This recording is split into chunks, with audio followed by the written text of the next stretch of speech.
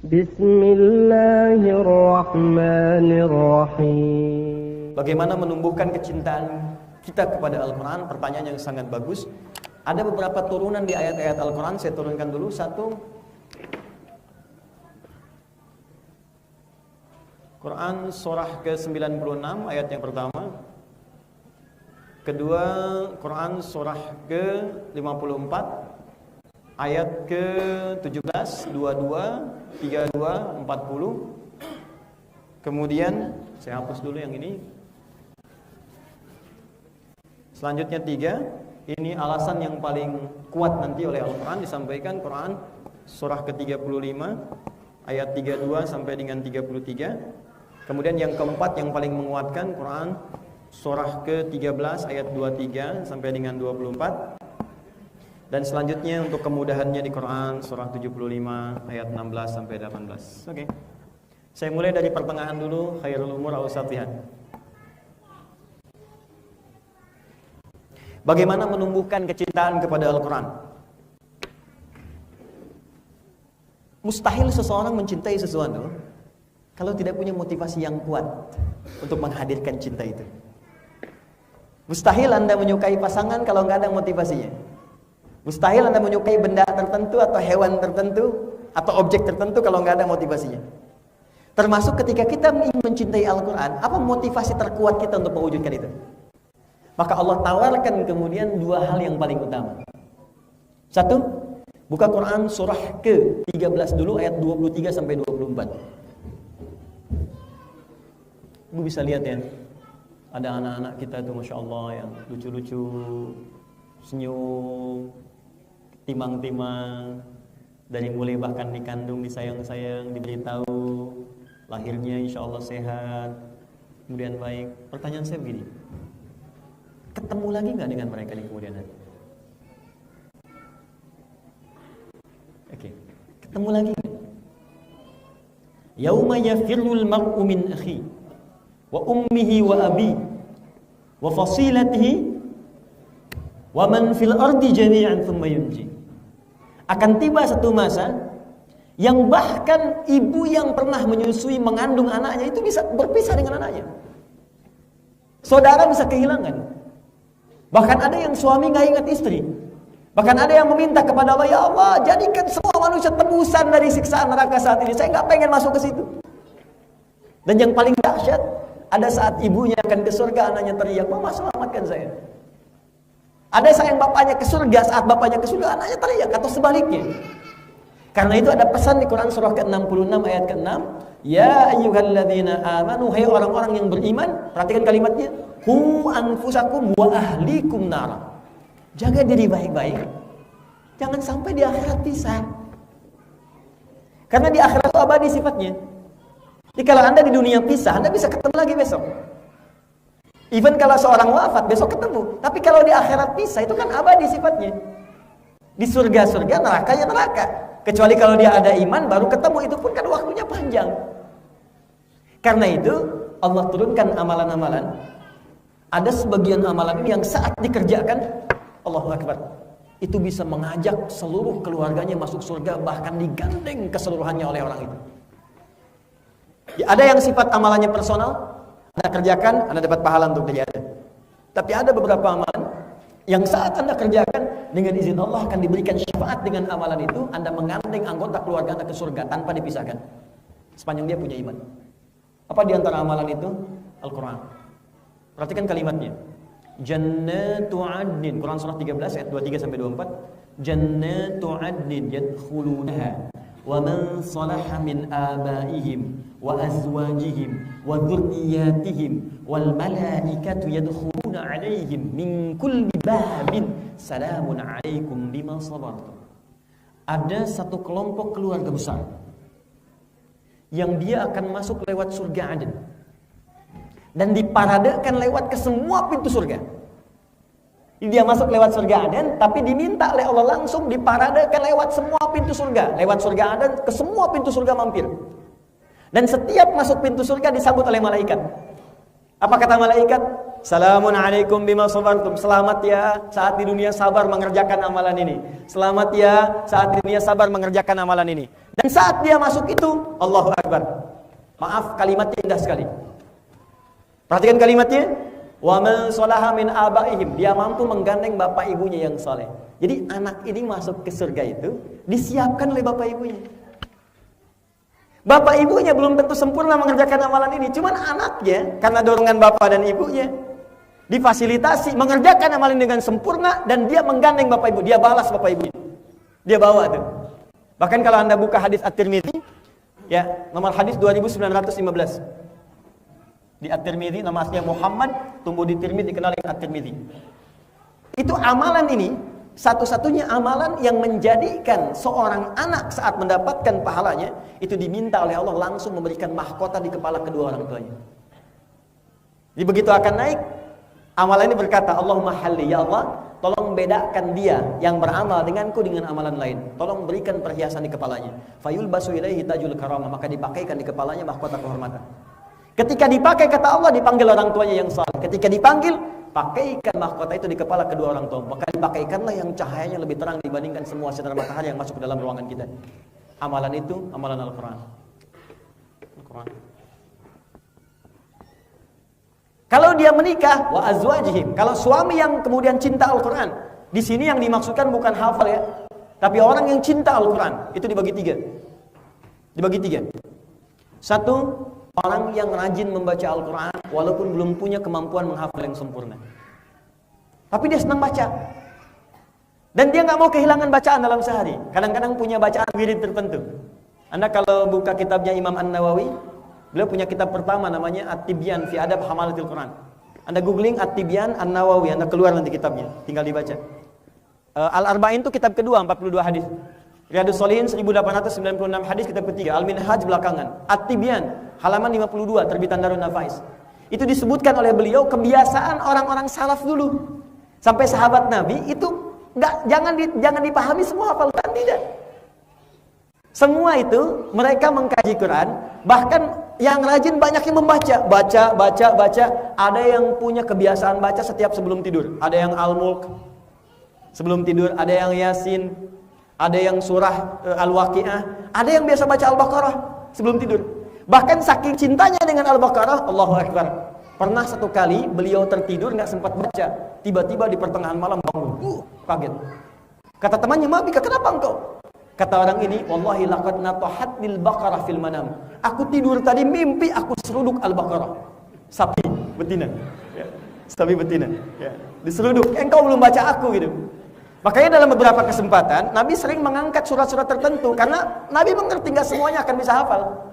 Ya, kata Nabi, orang yang senang dengan Al-Baqarah, Ali Imran akan diberikan 2 naungan di akhirat, kanahuma ghamamadan.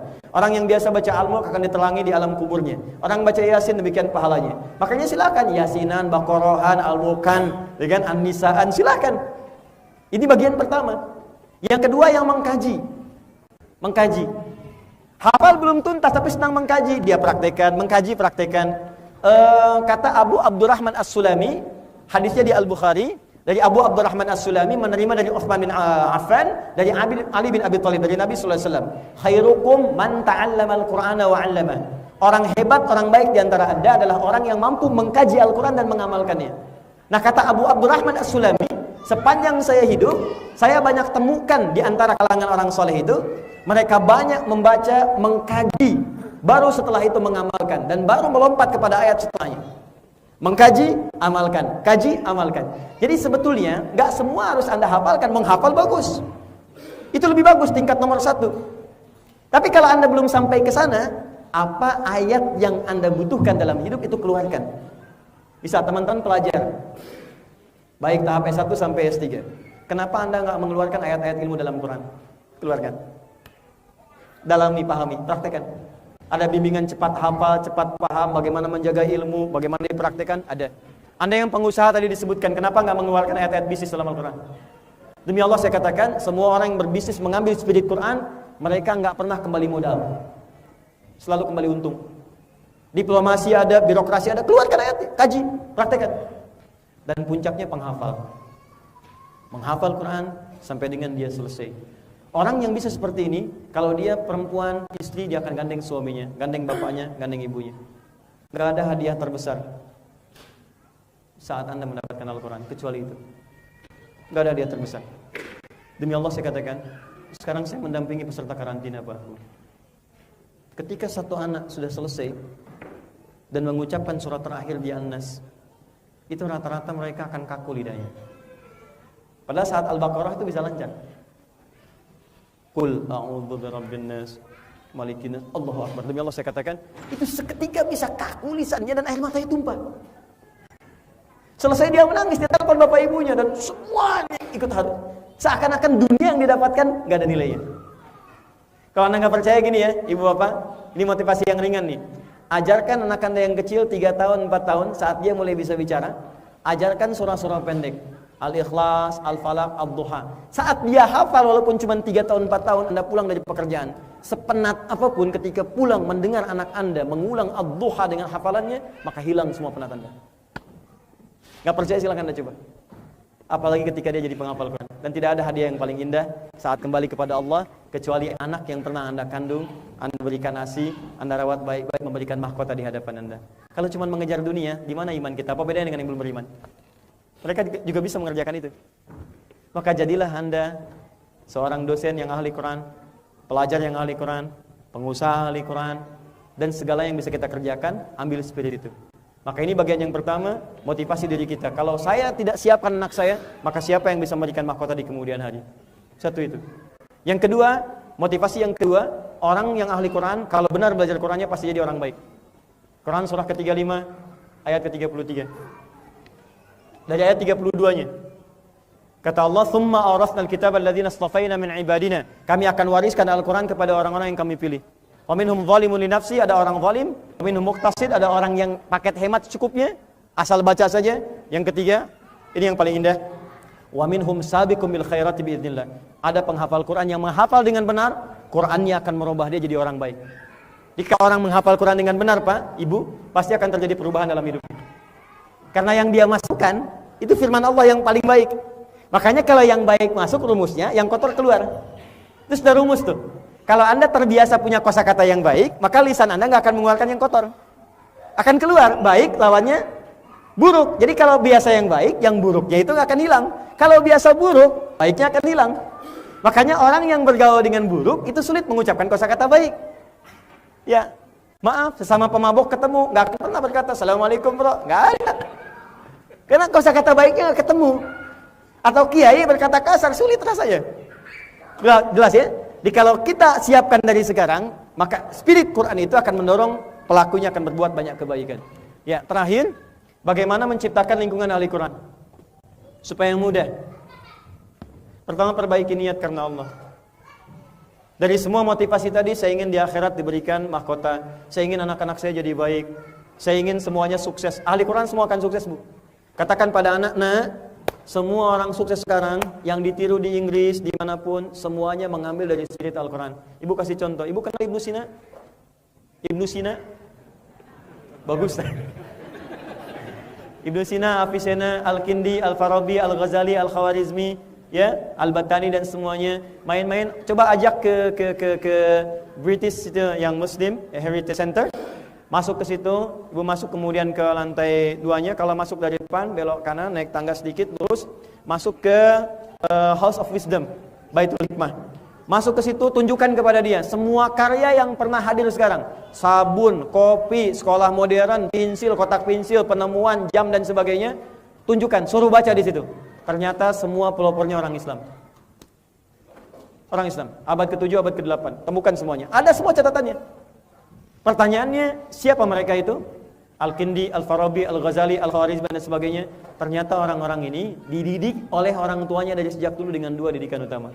Satu, sholat yang bagus. Yang kedua, Quran. Dan sekarang sudah ada penelitian. Orang yang hafal Quran, kalau hafalnya benar, maka kecerdasannya akan meningkat 3 kali lipat dari biasanya. Ya, saya sekarang sedang punya proyek meng-MRI otak menghafal Quran dengan ahli neuroscientific, ahli saraf.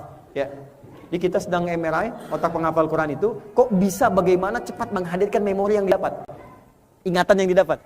Biasanya kan gini, setiap hari kan kita dapat masukan informasi. Dari yang dilihat langsung terekam, yang didengar langsung masuk. Tapi ketika diminta itu, keluarnya lambat. Masih ingat 2 hari lalu apa yang dikerjakan pada jam 7 pagi? Dipikir dulu kan? Padahal sudah masuk kan? Tapi lihat bagian yang paling dahsyat. Coba teruskan ayat ini. Qul huwallahu. Wow. Sepersekian detik bisa keluar. Kok bisa? Coba. Setelah bismillahirrahmanirrahim. Tuh, saking cepatnya ketawa gitu. Cepat banget gitu kan? Itu kan kapan dimasukinnya, tapi bisa keluar dengan cepat. Makanya kita coba MRI, ini masuknya lewat mana, disimpan di mana, cara keluarnya seperti apa. Dan diperiksa kemudian untuk membuat sebuah metode bagaimana menghafal dengan cepat sesuai dengan hafalan konteks Al-Quran tadi. Orang yang menghafal Quran dengan benar pasti pintar. Katakan pada anak-anak kita, nah, menghafal Quran kamu akan jadi orang pintar, kamu akan sukses, kamu akan kasih mahkota sama Allah di hari kiamat dan seterusnya. Dan banyak doa kepada Allah Subhanahu Wa Taala.